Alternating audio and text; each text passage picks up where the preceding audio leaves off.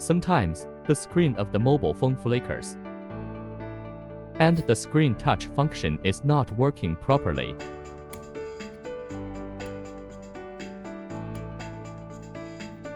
This should be a problem with the slot on the motherboard that connects to the screen. Remove the motherboard of the mobile phone and observe it under an electron microscope. The slot has already become loose. Start the repair and remove the broken slot.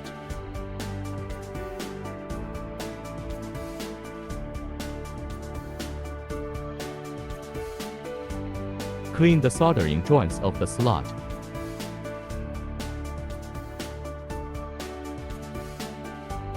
Change the slot of the mobile phone.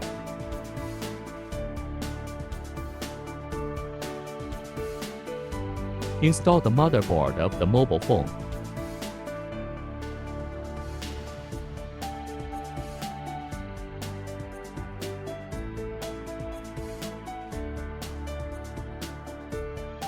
Power on the mobile phone, and the screen function returns to normal.